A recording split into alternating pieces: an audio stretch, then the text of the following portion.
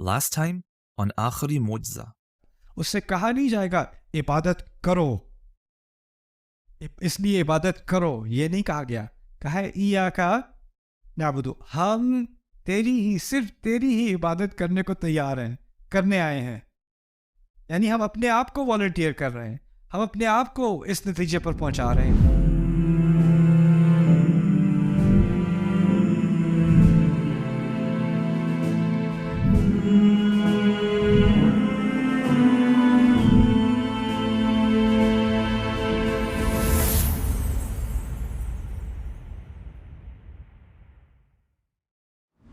کل کے سیشن کے آخر میں دو باتیں میرے ذہن میں تھیں جو رہ گئیں، وہ میں پہلے ذکر کر دوں. الحمدللہ رب العالمین الرحمن الرحیم مالک یوم الدین کے بارے میں، اس کے بعد پھر آگے چلیں گے. یہ ذرا سی کمپلیکیٹڈ چیز ہے، لیکن میرے خیال سے آپ لوگ کافی اسمارٹ ہو، آپ سمجھ جاؤ گے. ٹھیک ہے. رب کے بارے میں نے کہا تھا کہ اس میں 5 معنی ہیں.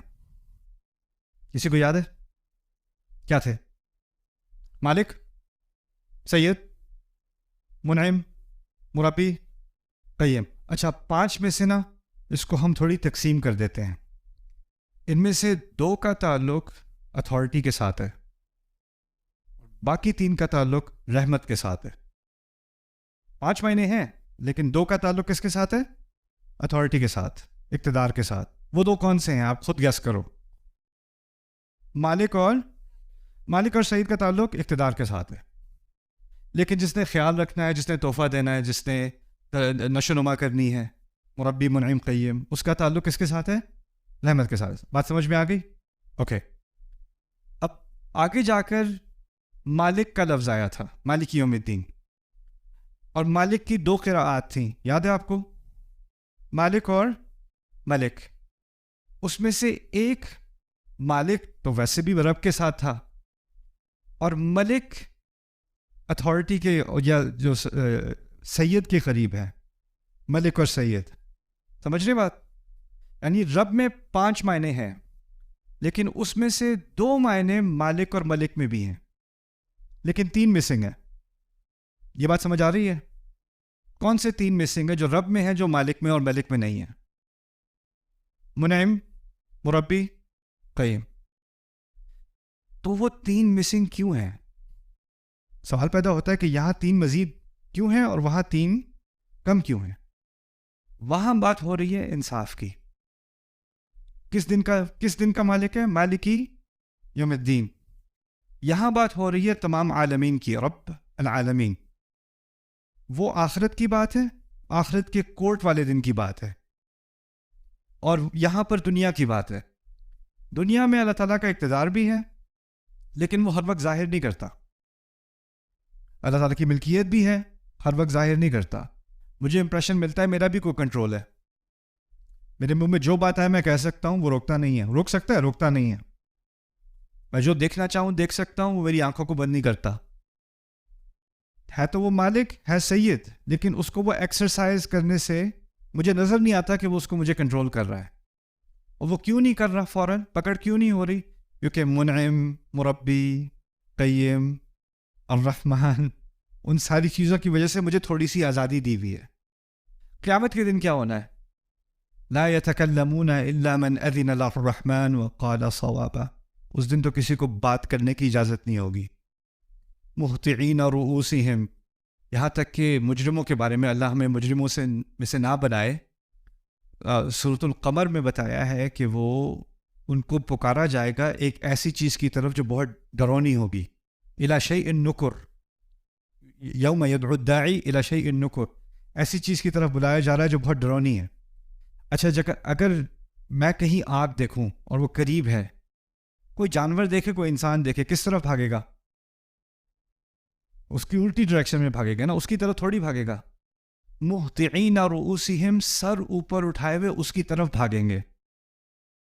یعنی بلایا جا رہا ہے کسی ڈرونی چیز کی طرف، اور پھر کہا جا رہا ہے اس کی طرف بھاگیں گے، سر اٹھائے ہوئے، گھورتے ہوئے. اس کو کوئی چیز ڈرونی ہوتی ہے، اس کو گھورنے کا دل جاتا ہے، اس سے دوسری طرف ہانک کرنے کا دل جاتا ہے. سبحان اللہ. اس دن ہمارے اوپر یہ اتنا بھی کنٹرول نہیں ہوگا کہ جس چیز سے نیچرلی ہم بھاگتے ہیں، جس کو ہم دیکھنا نہیں چاہتے، اس کو ہم گھور گھور کے دیکھ رہے ہوں گے.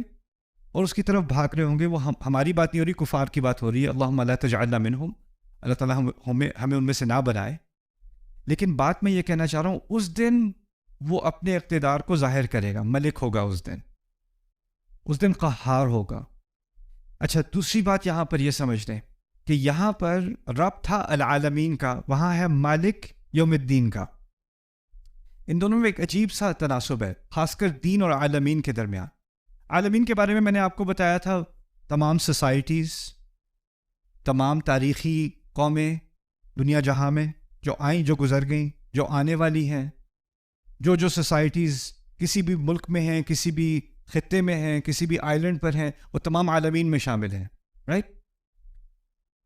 اچھا، ان تمام میں اللہ تعالیٰ نے وہ جو پانچوں کے پانچ نام ہیں نا، مربی، منعم، قیم، جو مزید 3 نام تھے. اب ہر سوسائٹی کے بارے میں سوچو، اس سوسائٹی کی ڈیولپمنٹ کیسے ہوئی؟ اس لیے ہوئی کہ اللہ ان کا مربی ہے. اس سوسائٹی کو کیا کیا ریسورسز ملے، ان کو کیا کیا چیزیں ملی، ان کے زمین کے نیچے کیا خزانے نکلے، ان کو کیسی زرخیز زمین ملی، ان کو کیسا سونا ملا، کیسی چاندی ملی، کیسی آرمی ملی، کیسی منعم.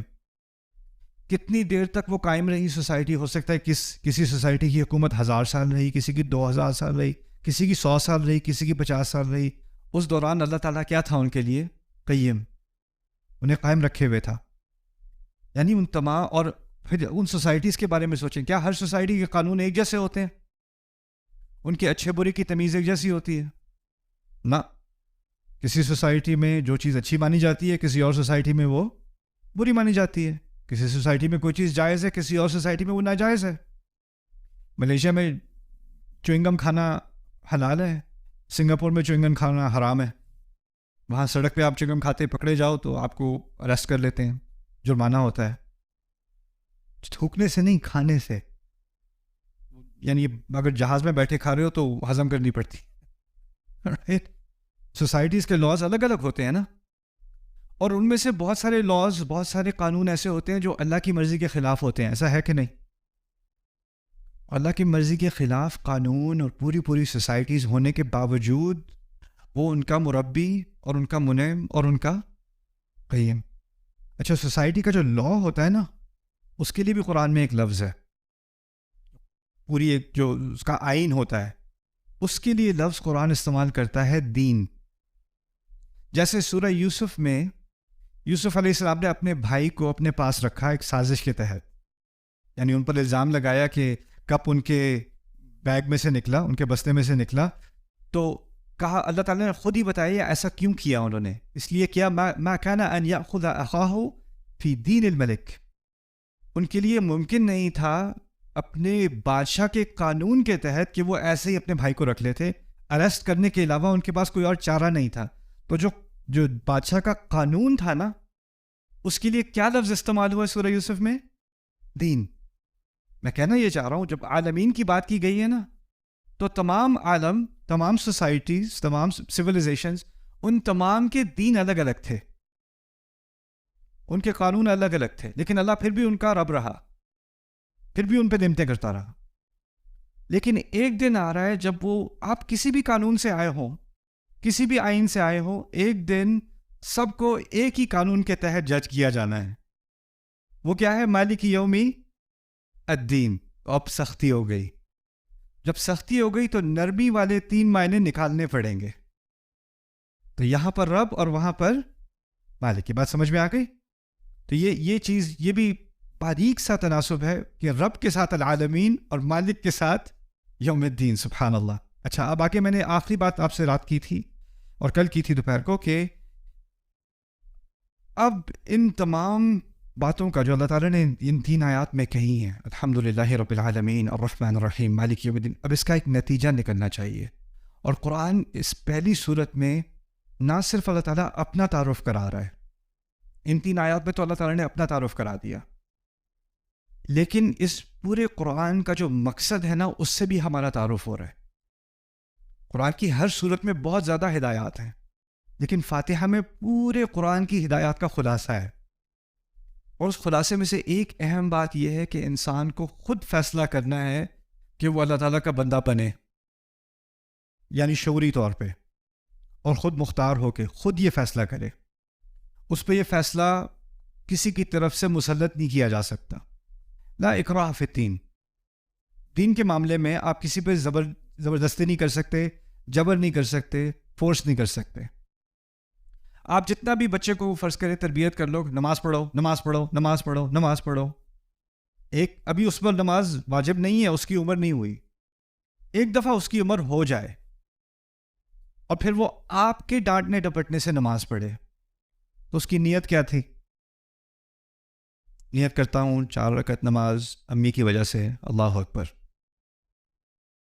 یہی نیت تھی نا. ہمارے دین نے کیا سکھایا ہے؟ اعمال کی بنیاد، اعمال کا دار و مدار کس چیز پر ہے؟ اگر آپ کسی کو فورس کر رہے ہو تو اس کی نیت اللہ کی تھوڑی رہی. نیت تو آپ تھے نا، نیت تو کسی کا پریشر تھا. تو شروع سے ہی اللہ تعالیٰ نے کیا کہا ہے، یہاں تک کہ اللہ کیونکہ وہ رب ہے، وہ فورس کر سکتا ہے، وہ زبردستی بھی کرا سکتا ہے. پولیس والا آپ سے گاڑی روڈ پہ زبردستی کرا سکتا ہے، آپ کو کہتا ہے کہ رک جاؤ تو آپ کو رکنا پڑے گا. آپ کو اشارہ کرے گا رکو گاڑی، آپ کو روکنی پڑے گی. سلو کرنے کو کہے گا سلو کرنی پڑے گی. اللہ تعالیٰ بھی اسی طرح آپ کو رکوا سکتا ہے، اور اگر نہیں رکو گے تو اس کے ساتھ کانسیکوینسز ہوں گے، اس کا کوئی نہ کوئی نتیجہ اسی وقت آپ کو اس کا سامنا کرنا پڑے گا. لیکن اللہ تعالیٰ نے اس نظام میں، اس دنیا کے نظام میں ایک آزادی دی ہے، اور اس آزادی سے انسان خود اپنی آزادی سے کہے ایاک نعبد. اسی لیے کہا اعبدوا نہیں کہا. اعبدوا کہا ہوتا اچھا آپ عبادت کرو، وہ حکم ہوتا ہے اللہ تعالیٰ کی طرف سے. لیکن ہم نے الفاظ استعمال کیے ہیں ایاک نعبد. اللہ تعالیٰ نے اب ہمارے الفاظ کو قرآن کا حصہ بنا دیا، ہم تیری عبادت کرتے ہیں. یہ بھی ایک عجیب بات ہوئی. پہلے الفاظ اللہ تعالیٰ کی طرف سے ہیں، الحمدللہ رب العالمین الرحمن الرحیم مالک یوم الدین. اس آیت میں اللہ تعالیٰ کی طرف سے آیت تو ہے، لیکن الفاظ کس کے ہوئے؟ اگر ہم کہیں ہم تیری ہی عبادت کرتے ہیں تو کس کے الفاظ ہوئے؟ ہمارے الفاظ ہوئے. قرآن کا ایک بنیادی مقصد کیا ہے؟ اللہ تعالیٰ اور ہمارے درمیان ایک بات ہو رہی ہے، ایک مکالمہ ہو رہا ہے، اور اب ہمیں اس مکالمے کی شروعات ہو گئی ہے. اللہ تعالیٰ کچھ کہتے ہیں پھر ہم کچھ کہتے ہیں، اللہ تعالیٰ کچھ کہتے ہیں پھر ہم کچھ کہتے ہیں. جس طرح آپ کسی کی بات سنتے ہو اور آپ بات سننے کے بعد آپ کا رد عمل ہوتا ہے نا، پھر آپ اس کا جواب دیتے ہو. آپ کے ذہن میں کوئی بات آتی ہے تو آپ کہتے ہو. اللہ تعالیٰ اب ہمیں سکھا رہے ہیں، جب اللہ تعالیٰ کوئی بات کرتے ہیں تو آپ کے ذہن میں، آپ کے دل میں کوئی بات آنی چاہیے، اور وہ آپ کے منہ سے نکلے گی. تو جو بات نیچرلی منہ سے نکلے گی اس فاتحہ کے اندر، وہ کیا ہے؟ ایاک نعبد. اچھا، تو یہ پہلی بات تو میں نے بتا دی، جس نتیجے پر انسان خود پہنچے. یہاں پر بھی ایک اور، کیونکہ میں اپنے بارے میں تھوڑی سی بات آپ کو بتاؤں گا، زیادہ پھر بورنگ ہو جائے گی. میں جب اسلام کے بارے میں سوچ رہا تھا کہ میں مسلمان کیوں ہوں، کیونکہ میرے پیرنٹس تو میرے ساتھ تھے نہیں اس وقت نیو یارک میں. کالج میں کچھ زیادہ ہی آزادی تھی، تو سوچنے کا موقع ملا کہ اگر مسلمان ہوں بھی تو کیوں ہوں. کیا اس لیے ہوں کہ میرے پیرنٹس والدین مسلمان ہیں، تو میرا جو دوست ہندو ہے اس کے والدین ہندو ہیں، تو اس وجہ سے وہ ہندو ہے. تو وہ تو کوئی عیسائی فیملی سے آیا ہو تو وہ عیسائی ہوگا، کوئی یہودی ہو تو وہ یہودی ہوگا. میری فیملی مسلمان ہے، پاکستان سے ہیں، تو میں مسلمان ہوں. اس کا اسلام کے حق ہونے سے تو کوئی تعلق نہیں ہوا. پھر دوسری بات یہ کہ جو اللہ تعالیٰ کو نہیں مانتے نا، ایک تو ہے کہ مختلف خداؤں کو مانتے ہیں، شرک کرتے ہیں. پھر ایک الحاد ہے. الحاد کیا ہے؟ کہ میں ایتھیسٹ ہوں، میں کسی خدا کو نہیں مانتا. جو ایتھیسٹ ہوتے ہیں نا، ان کی ایک کامن، ان میں ایک مشترک سوچ یہ ہوتی ہے کہ اگر واقعی کوئی خدا ہوتا تو اتنی ناانصافی کیسے ہوتی؟ تم کہتے ہو یہ خدا بڑی محبت کرتا ہے، اس کو الرحمن کہتے ہو. تو یہ جو بچہ کینسر کی وجہ سے مر گیا، یہ جو ماں مر گئی کار ایکسیڈنٹ میں، اس کا بچہ بھی رو رہا ہے، یہ کیسا الرحمن ہے؟ اس کو رحمت کہتے ہیں. اس قسم خدا کو مانتے ہو تم. اور تو ایک طرف تو وہ کہتے ہیں کہ اس خدا کے اندر رحمت نہیں ہے، تم کہتے ہو رحمت ہے، مجھے تو رحمت نظر نہیں آ رہی. اس کی ہزاروں مثالیں دیتے ہیں. اس کے بعد وہ ایک اور بات بھی کرتے ہیں، وہ کہتے ہیں، تم کہتے ہو کہ اس خدا یہ جو ہے یہ عدل کا مالک ہے، یہ عدل کرتا ہے. مجھے تو کہیں عدل نظر نہیں آتا. جو لوگ بزنس میں چیٹنگ کرتے ہیں، جھوٹ بولتے ہیں، رشوتیں دیتے ہیں، کرپشن کرتے ہیں، وہ آگے نکل جاتے ہیں. جو دیانتداری سے کام کرتا ہے، جھوٹ نہیں بولتا، رشوت نہیں کرتا، ملاوٹ نہیں کرتا، وہ کیا ہوتا ہے اس کے ساتھ؟ وہ پیچھے رہ جاتا ہے. جو اپنے پی ایچ ڈی پیپر میں کہیں اور سے کاپی کر کے ادھر ادھر سے کر کے سبمٹ کر دیتا ہے، اس کو پیپر مل جاتا ہے، اس کو ڈگری مل جاتی ہے. جو اوریجنل کام کرتا ہے وہ پیچھے رہ جاتا ہے. جس کے پاس سفارش ہوتی ہے وہ آگے نکل جاتا ہے، جس کے پاس سفارش نہیں ہوتی وہ پیچھے رہ جاتا ہے. تو یہاں تو ناانصافی کی جیت ہوتی ہے زیادہ تر. تم جتنا بھی کہتے رہو کہ یہ اگر خدا واقعی اتنا انصاف کرتا ہے تو اس کی ایک عام سی مثال ہے. اگر ایک انسان جان بوجھ کر غلط وجہ سے ایک دوسرے انسان کا قتل کرے تو اس کی کیا سزا ہونی چاہیے؟ اس نے ایک جان دی ہے تو کیا ہونا چاہیے اس کے ساتھ؟ اس کی بھی جان لو. لیکن اگر ایک انسان 100 لوگوں کا قتل کر دے، ممکن ہے کہ نہیں؟ ایک انسان 100 لوگوں کا قتل کرے، کیا سزا دو گے؟ زیادہ سے زیادہ ایک ہی دفعہ قتل کرو گے نا. ایک دفعہ قتل کرنے کے بعد اس کے بعد آپ کیا کر سکتے ہو؟ جانے اس نے 100 لی، لیکن آپ تو اس کو ایک ہی دفعہ سزا دے سکتے ہو نا. تو یہ انصاف تھوڑی ہوا. تو دو بڑے بڑے جو اشکال، دو بڑی شکایتیں آتی ہیں خدا کے کانسیپٹ کے خلاف، اللہ کے خلاف. وہ ایک ہے کہ یہ تم کہتے ہو کہ یہ رحمان ہے، اس میں رحمت کہاں ہے؟ مجھے تو نہیں نظر آتی. اور تم کہتے ہو کہ یہ عدل ہے، یہ انصاف کرتا ہے، مجھے تو انصاف نظر نہیں آتا. پھر اس کے ساتھ ایک اور مسئلہ کھڑا ہوتا ہے کہ اگر کوئی بھی ایک رب کو مان لے، ایک الہ کو مان لے جو ہر معاملے میں اس میں کوئی کوتاہی نہیں ہے، اس کے علم میں کسی چیز کی کمی نہیں ہے، اس کی حکمت میں کسی چیز کی کمی نہیں ہے، اس کی محبت میں کسی چیز کی کمی نہیں ہے، اس کے عدل میں کسی چیز کی کمی نہیں ہے. کیونکہ اگر ایک بھی کمی کسی بھی چیز میں ہو جائے تو وہ خدا نہیں ہو سکتا. بات واضح ہے نا؟ کیونکہ اگر کمی ہوئی تو خدا کیسا ہوا پھر؟ رائٹ. فاتحہ میں اس بات کا جواب ہے. فاتحہ میں اللہ تعالیٰ نے ہمارے اور اللہ کے رشتے کی بنیاد الرحمن رکھی، العدل رکھی. پہلے اپنا نام بتایا الحمدللہ، پھر بتایا تمام چیزیں اللہ کے بارے میں سیکھنے کے لیے پہلی چیز کیا سیکھنی پڑے گی. پہلا وصف اللہ کا، پہلی صفت کیا تھی فاتحہ میں؟ رب. رب یعنی اس تمام رشتے کی بنیاد، میری تمام زندگی کی بنیاد، انسانیت کی کہانی کی بنیاد ایک لفظ ہے میرے اور اللہ کے درمیان. وہ کیا ہے؟ اللہ میرا رب ہے. اب جب وہ اپنے آپ کو الرحمن کہتا ہے نا، تو وہ رب ہونے کے دائرے کے اندر رحمت کر رہا ہے. اور جب وہ مالک یوم الدین ہوگا تو وہ رب کے ناطے وہ فیصلہ کرے گا اس دن. یعنی اصل رشتہ میرا اس کے ساتھ کس چیز کا ہے؟ میں عبد ہوں اور وہ رب ہے. اچھا، اس رب نے کیا کیا؟ اس نے ایک فیصلہ کیا کہ جو میری رحمت ہے نا وہ 2 طرح کی ہے، ایک ظاہر اور ایک باطن. ایک رحمت میں دکھاؤں گا اور ایک رحمت میں چھپائے رکھوں گا. یہ اس کا فیصلہ ہے. اب کیونکہ وہ رب ہے، اس کی پوری اتھارٹی، اس نے یہ فیصلہ کر دیا.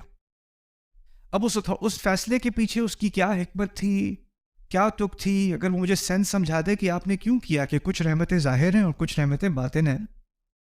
آپ کہو کہ کسی کی بیماری ہوئی ہے تو وہ تو عذاب میں ہے، لیکن اس کے پیچھے بھی کوئی نہ کوئی چھپی ہوئی کیا ہے؟ رحمت ہے. وہ مجھے نظر نہیں آ رہی. اب مجھے نظر نہیں آ رہی تو میں خدا سے کہوں ذرا مجھے بھی دکھائیں، ذرا کیا رحمت تھی اس کے اندر، مجھے تو سمجھ نہیں آ رہی. آپ پہلی بات بھول گئے. کیا ہے وہ آپ کے لیے؟ رب. اور رب کے ہونے کے ناطے اس کو کوئی پریشر نہیں ہے کہ وہ آپ کو سمجھائے کہ میں نے یہ فیصلہ کیوں کیا.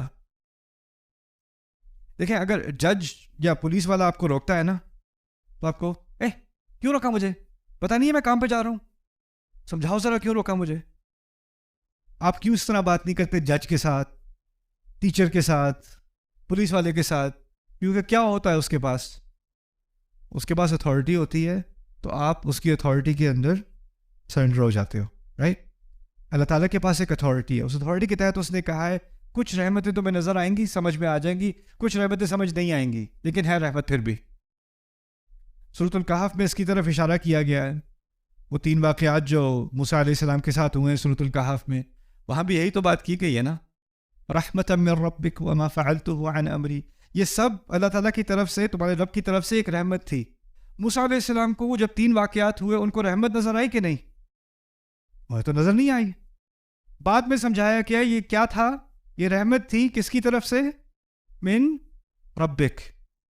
تو یہ رحمت اور رب کا تعلق سمجھ میں جب تک نہیں آئے گا نا تب تک انسان پوچھتا رہے گا تم تو کہتے ہو الرحمن ہے, مجھے تو رحمت نظر نہیں آ رہی. اصل میں تم رب کو نہیں سمجھے نا, اس لیے تمہیں رحمت نظر نہیں آ رہی. اصل بات یہ ہے. دوسری بات یہ ہے کہ واقعی اس دنیا میں ناانصافی ہے, اس میں کوئی شک نہیں ہے. اچھے کام کرنے والے لوگ اچھی زندگیاں نہیں گزارتے ہمیشہ, اور یہ اسلام کا دعویٰ بھی نہیں ہے. اسلام قبول کر لو زندگی آسان ہو جائے گی, اسلام کی ہدایات پہ چل لو کوئی مشکل نہیں ہوگی تمہاری زندگی میں, صحت مند ہو جاؤ گے, فیملی میں کوئی ڈرامہ نہیں ہوگا, پیسے کا معاملہ حل ہو جائے گا, صحت کا معاملہ حل ہو جائے گا, سوسائٹی کا معاملہ حل ہو جائے گا, ہر طرف سے نعمتیں آئیں گی تمہاری طرف, بس اللہ کی بات مان لو. اچھا جی میں ماننے کو تیار ہوں. کیا مثالیں ہیں؟ ابراہیم علیہ السلام کو دیکھو. ارے ابراہیم علیہ السلام نے اللہ کی بات مانی, گھر سے نکالے گئے, پھر آگ میں پھینکے گئے, پھر بچے کو ذبح کرنے کا حکم کیا, پھر صحرا میں یہ اچھا بڑا زبردست ریلیجن ہے, اس کو آپ فالو کریں آپ کی ساری مشکلیں حل ہو جائیں گی. اچھا یعقوب علیہ السلام کی طرح ان کے ساتھ کیا ہوا تھا؟ اولاد چھین لی گئی, سالوں سال روتے رہے ہیں, وہ بھی اللہ کے نبی. تو آپ کوئی پروڈکٹ کوئی چیز بیچ رہے ہوتے ہو نا تو آپ بینیفٹس دیتے ہو, یہ آپ یہ لیں تو آپ کا یہ فائدہ ہوگا. اسلام کی اگر آپ سیل کر رہے ہو, کسی کو آپ کنونس کرنا چاہ رہے ہو کہ بھی آپ اسلام میں آ جائیں, کیوں آؤں, کیا ملے گا مجھے اسلام میں آنے سے, اور آپ کو زندگی جو ہے ایسی زبردست ہو جائے گی, آپ سکون آئے گا ساری زندگی میں. اچھا کتاب دکھاؤ اپنی, کتاب کھول کے دیکھے گا جن لوگوں نے اسلام کو فالو کیا ان کی زندگی آسان ہے مشکل ہے؟ مشکل, اور پھر اور مشکل, اور پھر اور مشکل, اور پھر اور مشکل. یہ کیسی سیل ہے؟ اور صحابہ کے بارے میں سوچ لو, جس صحابی نے اسلام قبول کیا ہے اس کی زندگی اسلام سے قبول کرنے سے پہلے اس کی فیملی ہے, اس کی اچھی بھلی زندگی ہے, آرام سے زندگی گزر رہی, دوست ہیں, احباب ہیں, سوسائٹی ہے. جیسے ہی وہ مسلمان ہوتا ہے کیا ہوتا ہے؟ اس کی فیملی اس کی دشمن, اس کے دوست اس کو چھوڑ گئے, بزنس والے اس کے ساتھ بزنس نہیں کر رہے, بات اس سے کوئی نہیں کر رہا, اسے پاگل کہا جا رہا ہے, اس کو گالیاں دی جا رہی ہیں, اس کو سڑکوں میں مارا جا رہا ہے, اس پہ تھوکا جا رہا ہے, صرف ایک فیصلے کی وجہ سے, اسلام قبول کرنے کی وجہ سے. یعنی یہ ایک فیصلہ زندگی کو آسان نہیں بنا رہا. لگتا ہے قرآن کی روح سے کہ جب کوئی یہ فیصلہ واقعی دل سے کر لیتا ہے نا تو اس کی زندگی آسان نہیں ہوتی, اس کی زندگی بہت ہی زیادہ مشکل ہو جاتی ہے. تو یہ نتیجہ ہلکے دل والے لوگوں کے لیے نہیں ہے. اگر واقعی یہ بات سمجھ میں آ گئی ہے الحمدللہ رب العالمین الرحمن الرحیم مالک یوم الدین, تو سوچ سمجھ کے یہ فیصلہ کرنا پڑے گا ایاک نعبد. اور کیونکہ یہ فیصلہ بہت مشکل ہے اور اس کے ساتھ بہت ساری مشکلات کا سامنا کرنا پڑتا ہے, تو پھر جو جہاں سے انسان کو سپورٹ ملتی تھی نا دنیا میں, زندگی میں, ہو سکتا ہے وہ سارے راستے بند ہو جائیں. اسی لیے اب کہیں سے سپورٹ نہیں آئے گی, تو جس کی وجہ سے یہ فیصلہ کیا ہے اسی سے سپورٹ لینی پڑے گی. تو اب سمجھ میں آیا کہ اس کے ساتھ کیا بات جوڑی ہوئی ہے, ایاک نعبد و ایاک نستعین.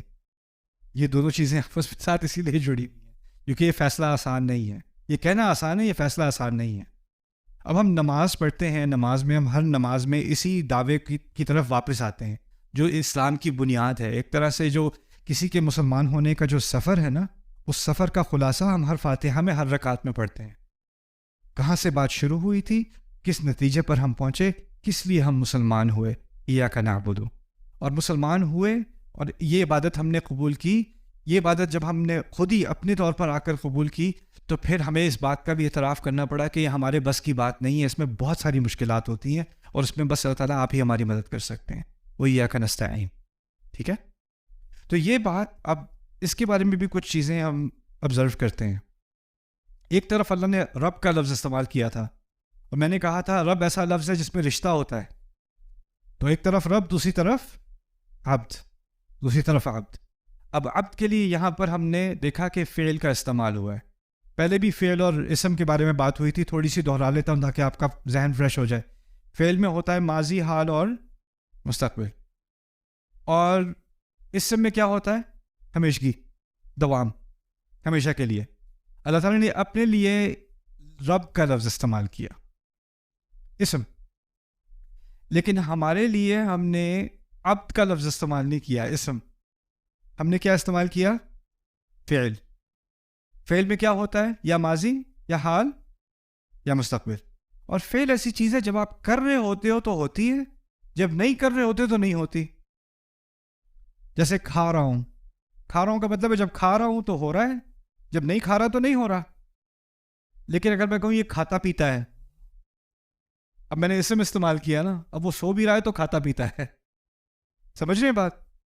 ہم نے جب اپنے لیے فعل استعمال کیا تو ہم نے ایک بات کا ہم نے اعتراف کیا یہاں پر, اور وہ کیا ہے کہ ہماری عبادت میں اونچ نیچ ہوتی ہے, کبھی زیادہ کبھی کم, کبھی بالکل نہ ہونے کے برابر, کبھی بہت زیادہ.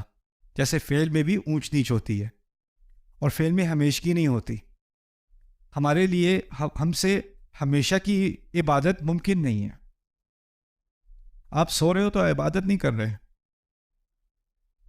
آپ کام کر رہے ہو تو اللہ تعالیٰ نے اپنی رحمت سے کہہ دیا حلال کما رہے ہو تو کام بھی کر رہے ہو تو عبادت ہے. اپنی فیملی کے لیے آپ گروسریز کرنے, دودھ اور بریڈ وغیرہ لینے جا رہے ہو, حلال روزی سے اپنی فیملی کے لیے لینے جا رہے ہو تو وہ بھی عبادت ہے.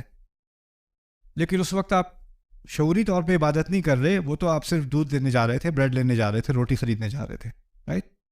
تو یہاں پر ایاک نعبد میں اللہ تعالیٰ نے ہمارے اوپر بہت رحم کیا ہے کہ ہم نے یہ دعویٰ نہیں کیا کہ ہم ہمیشہ ہر لمحے آپ کی عبادت میں ہوتے ہیں. یہ دعویٰ بہت بڑا ہو جاتا, اس پہ ہم میں سے کوئی پورا نہیں اتر سکتا تھا. لیکن ہم آپ کی عبادت کرتے ہیں, ہم آپ کی عبادت قبول کرتے ہیں اور کرتے ہیں. اس میں تھوڑی روم آ گئی, کرتے بھی ہیں اور کبھی کچھ ڈھیلے بھی پڑ جاتے ہیں, پھر کرتے بھی ہیں, پھر کبھی کوتاہی بھی ہوتی ہے, پھر کرتے بھی ہیں. اور اس جو وسعت ہے اس کے اندر, یہ بھی اللہ تعالیٰ کی طرف سے ایک بہت بڑی رحمت ہے. تو یہ ہے ایاک نعبد میں فعل کا استعمال. اوکے, ہاں, اگر تم عبادت کرو کہا جاتا, وہ یہ بات تو میں نے پہلے کہہ دی تھی, اگر کہا جاتا کرو عبادت تو یہ ہمارا فیصلہ نہ ہوتا, اللہ تعالیٰ کی طرف سے حکم ہوتا. اور یہاں بات حکم کی نہیں ہو رہی, یہاں بات ہو رہی ہے آپ کی اپنی کمٹمنٹ کی. اب یہاں ہم خالصتاً تیرے بندے ہیں, اگر یہ کہا ہوتا, یعنی اگر کہا ہوتا نحن عباد لک خاصہ, ہم تیرے بندے ہیں خاص, صرف نحن عباد لک خاصہ, تو یہ دعویٰ بہت بڑا ہو جاتا, کیونکہ اس کا مطلب ہے میری زبان سے کبھی کوئی ایسا لفظ نہ نکلتا جو آپ کی عبادت کے سائے میں نہ ہو. میرے قدم کبھی کسی طرف نہ چلتے جو آپ کی عبادت کے تحت نہ ہو. میرے ہاتھوں سے کبھی کچھ نہ ہوتا, میری آنکھوں سے کبھی کچھ نہ ہوتا جو عبادت کا تقاضا نہ پورا کر رہے ہوں, کیونکہ میں ہر لمحے کیا ہوں؟ عبد ہوں. یہ تو میرے لیے ممکن ہے نہیں, یہ تو ممکن نہیں ہے. تو ایاک نعبد. اچھا, اب ایاک نستعین کی طرف. Subscribe now to the Bayyinah YouTube channel to watch the rest of this series and more great content from Ustad Nu'man Ali Khan. اسلام ان باقی مذاہب سے مختلف ہے. اسلام نے پہلی چیز مدد مانگنے کو نہیں رکھا, اسلام نے پہلی چیز کیا رکھی ہے؟ عبادت. ایاک نعبد پہلے ہے. اور یہ کوئی چھوٹا فرق نہیں, یہ بہت عظیم فرق ہے.